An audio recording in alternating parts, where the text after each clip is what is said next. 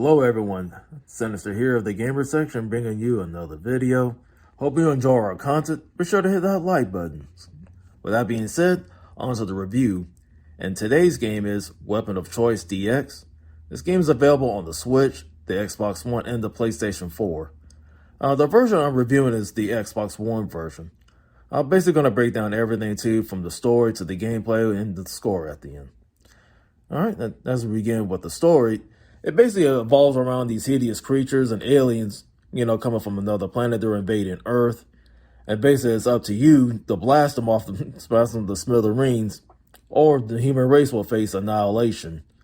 So basically it's up to you to use your skills and basically like your crew to help them out, because definitely like the more the merrier, that will help you out. Also in the story, like you can see the cutscenes, expand the story. You see the interaction between the NPCs and your character. Moving on to the graphics. Graphically, the game looks amazing in 4K, especially on the Xbox One and the PlayStation 4. All the characters, one of 3 characters, are very well detailed. And same thing with the environment. On the levels that you're playing on, you see like all the greenery of the jungles. You can see the details of all the rocks. And it has nice parallax scrolling. I mean, you have to commend the crew, the developers, like with their art style, because you can tell this game has been hand-drawn from the ground up.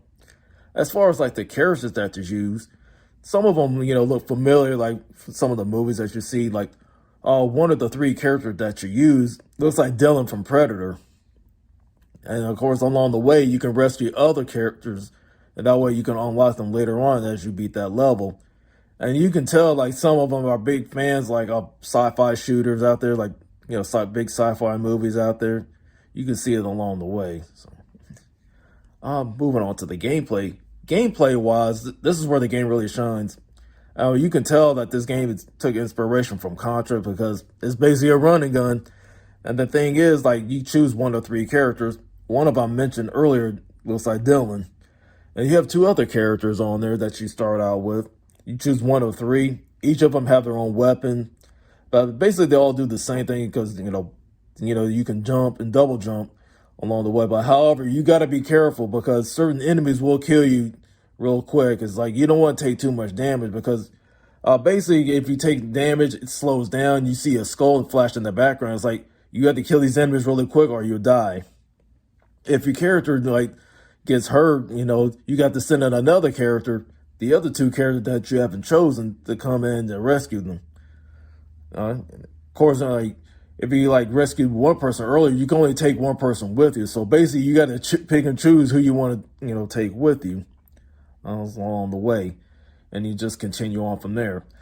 Basically, the control wise, it took a while to get used to, because you can pick and choose your controls from the beginning, from the option, but the default controls is basically your left trigger is your jump and double jump. It takes a while to get used to, but once you get used to it, it's fine. The rest of the way, you should know that's like its controls are nice and tight along the way.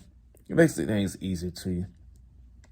Also, the gameplay are branching paths, which adds to replay value, which is really cool.